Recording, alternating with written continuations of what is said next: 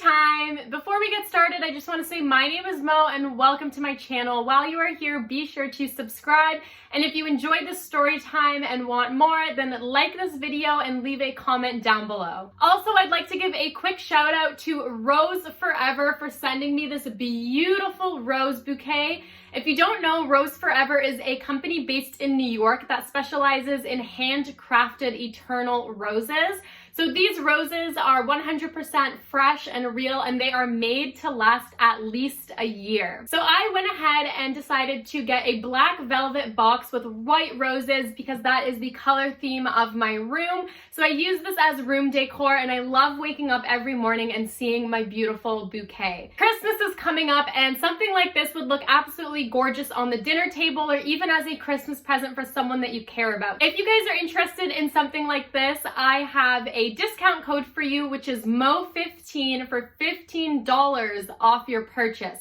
So be sure to check out Rose Forever. All of the information will be in the description below. So let's get into the story. When I was in the 4th grade, at the beginning of the year, I was in a split class. It was a 3-4 split, which meant it was half 3rd graders and half 4th graders. About a month into school, they decided to move all the 4th graders and merge them into the other 4th grade classes in order to eliminate the split class. So I got separated from all of my friends in that class, and I was super nervous going into this new class because I didn't know anyone. So when the 3 it girls in that class wanted me to be their friend, I was thrilled. I was so excited that I was making friends right away. And so I became really close with these 3 other girls. And so one day we decided that the 4 of us were just better than everyone else, and we needed to have our own exclusive friend group with a name. So we came up with the name Clique/Clique. We constantly argued over whether it was pronounced clique or click, but it was spelled C-L-I-Q-U-E.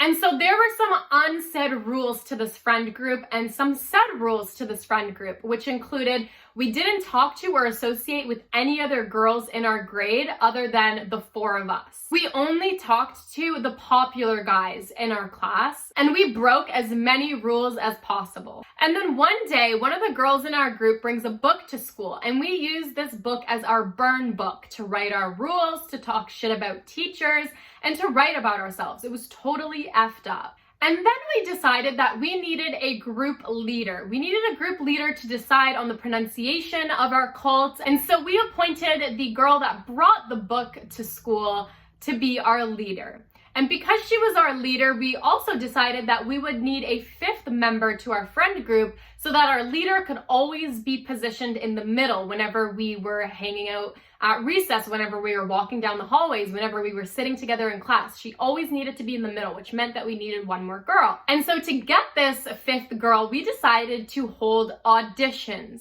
And in these auditions, we would make the other girls in our grade sing for us, dance for us, and act for us. And if they refused to do any one of these 3 things, they were immediately disqualified. And so, of course, a bunch of girls auditioned, but there was one girl that really stood out to us, and let's call her Sarah. So when Sarah auditioned for us, she was confident. She had no problem singing and dancing and acting, and she was actually good. So we all decided that we wanted Sarah to be our 5th friend, but we were too prideful to admit to her that we actually really needed her. So we wanted to make her sweat. We waited a few days before letting her know that she was the successful candidate.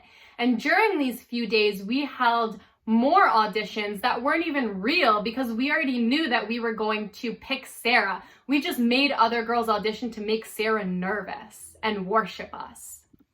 Hi guys, quick Emma Chamberlain insert. I just want to say that as I'm editing this video, I'm realizing how seriously messed up it sounds. And yes, I acknowledge that it's messed up. However, I do want to say that I would obviously never do anything like this now, nor would I encourage anyone to do anything like this. I was in the 4th grade and everyone makes mistakes, so please don't come at me and say that I'm a bad person or anything like that. Like, just don't leave hate. Just, see the fun and the funniness in this story because it gets wild. And so finally, one day we decide, okay, tomorrow's the day. Tomorrow we're going to tell Sarah that she is going to be our 5th friend. We're going to introduce her to the book. We're going to tell her the rules and everything's going to be okay. So that day when we get to school, our leader is not there that day. Because she was our leader, we didn't know if we were supposed to go ahead and tell Sarah or not. So we just decided, okay, we will tell her. We don't want to drag this on any longer. But before we get the chance to tell her, we get called to the principal's office. So the 3 of us are absolutely terrified because our leader isn't there to tell us what we should do in this situation, what we should tell the principal, what we should lie about. So we get to the principal's office and we sit down and she closes the door. She has her glasses on. She has a notepad and a pen. And she looks very angry. So she looks at us and she goes, I know about your little clique. And so right away we were like, busted, we are in trouble. And then she proceeds to ask us questions. And her very first question was, so whose idea was this? Who's your leader?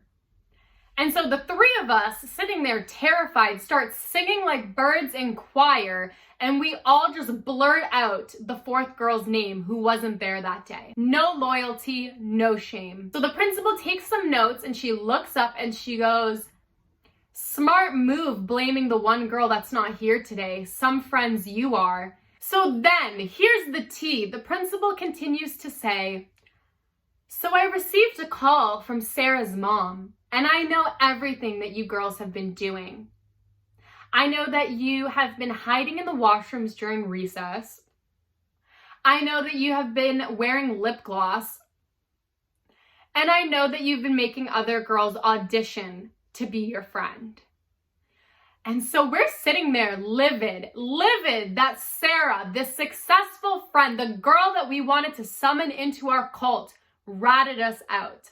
So whatever, we talk with the principal and then she comes up with our punishment and she goes, I'm going to call each of your parents and tell them what you've been up to. And following that, for the next few weeks, you guys are all going to be having an in-school suspension. So at this point, I was mortified because I was the perfect model student. I got perfect grades, perfect attendance, perfect behavior. I had never gotten in trouble before, so I had no idea how my parents were going to react, but I assumed it was not going to be good. So I was terrified to go home. And so we get back to class and we are all so mad at Sarah. We keep giving her dirty looks all day and we don't speak to her, and we try to make it as obvious as possible that we know that she ratted us out. So then that day I go home and I'm literally so scared, and I walk in and my mom is acting completely normal. And so I'm so scared and I ask her, well, did my principal call you? And she goes, yeah, your principal did call me. And she told me that you were a really good student and that your friends got in some trouble, but you were the only one who did not participate in this behavior, and she thinks you're a great student. I was like, all right, okay. I was vibing. I was so happy because I was a really good student. She didn't tell my mom about the in-school suspension, so I don't even know if my mom knows because I don't remember if I told her or not. But anyways, so then we go to school the next day, and for the next few weeks as punishment, we have an in-school suspension where we have to sit in the principal's office during lunch and recess and eat our lunch and hang out. As if that was an actual punishment. We literally were hiding in the washroom during recess because it was too cold to go outside, so now they were keeping us inside. I really don't know how it was a punishment, but according to the principal, she wanted to keep an eye on us and keep us away from the other students. And so we did that. Our group leader came back to school the next day. We told her everything that happened, and she said she knew because she was home when the principal called her parents, and that we all just hated Sarah for the rest of the year, but we enjoyed our in-school suspension because we all got to hang out indoors just like we wanted to. And we didn't care that the principal and the secretaries were right there. We still talked shit about everyone. And so that is the story of what happened in the 5th grade when I started a cult and then got suspended for it. I really hope you guys enjoyed this story time. If you did, don't forget to subscribe, like, and comment. Also, check out my Instagram and my TikTok. And be sure to check out Rose Forever for a beautiful rose bouquet. I'll see you guys in my next story time. Bye!